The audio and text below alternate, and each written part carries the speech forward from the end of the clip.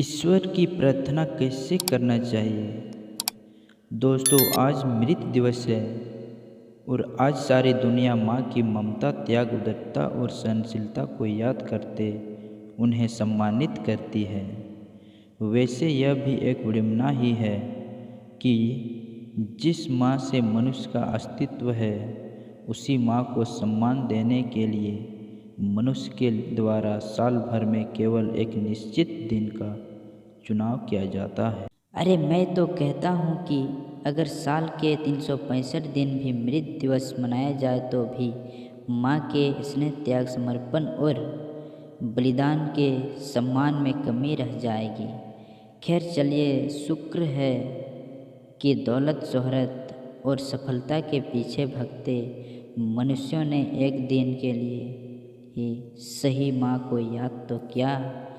दुर्भाग्यवश में भी उन्हीं मनुष्यों में से एक हूँ, परंतु मेरा सौभाग्य है कि मुझे हर दिन अपने माँ के पवन चरणों की सेवा का अवसर प्राप्त होता है।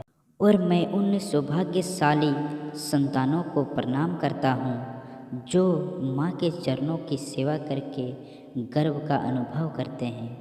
वैसे तो मेरा हर दिन मृत दिवस है, परंतु जब भी दुनिया मृत दिवस मनाती है, मुझे मेरे बचपन की एक घटना याद आ जाती है और मेरा हृदय माँ की ममता से भर जाता है। आज मैं पहली बार अपनी अतीत की यादों को आपके साथ साझा कर रहा हूँ, ताकि आप भी अपनी माँ की ममता का एहसास कर सकें। माँ के ममता की कहानी। बात उन दिनों की है जब मैं 9-10 साल का था। मैं बहुत ही शरारती और शैतान लड़का था।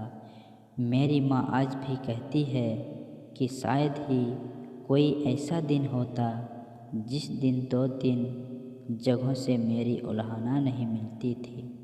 एक दिन की बात है, मैं सुबह सुबह स्नान करने के लिए चापाकल पर जा रहा था और अपने आदेशानुसार बाल्टी को हवा में धोनी की हेलीकॉप्टर शॉट की तरह घुमाते हुए चला जा रहा था।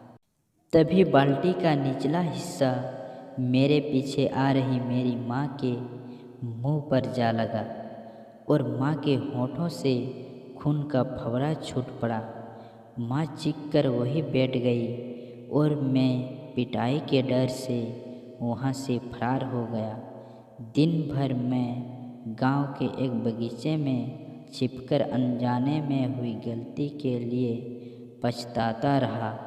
शाम को अंधेरा होने पर मैं गांव में तो चला आया, लेकिन घर नहीं गया। लेकिन ये क्या, माँ ने न केवल पापा और भैया के मार से बचाया, बल्कि अपने हाथों से खाना भी खिलाया, क्योंकि मैं मेरे शर्मिंदगी के खाना भी नहीं खा रहा था।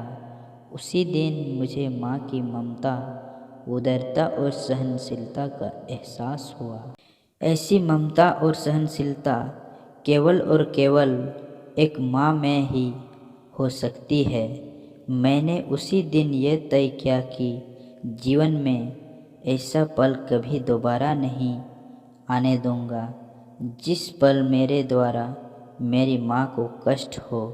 और ईश्वर गवाह है कि मैंने अपने जीवन का हर निर्णय माँ की खुशी के लिए ही लिया है। दोस्तों, माँ के ममता का मूल्य तो ईश्वर भी नहीं चुका सकते, फिर हम तो मनुष्य हैं। मुझे आज भी बचपन के वे दिन याद है जब मेरी माँ रात के खाने में गिनकर मिली हुई 5 रोटियों में से 2 रोटी मेरे सुबह के नाश्ते के लिए रख देती थी।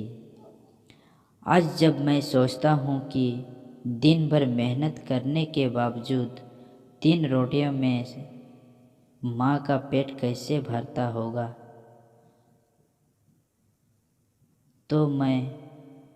तो बड़ी गलीन होती है। माँ के इस उपकार का बदला शायद मैं 7 जन्मों में भी ना चुका पाऊँ। माँ का यह निस्वार्थ प्रेम ही दुनिया की सबसे बड़ी दौलत है और बड़े खुशनसीब हैं वे लोग जिन्हें यह दौलत मिली है।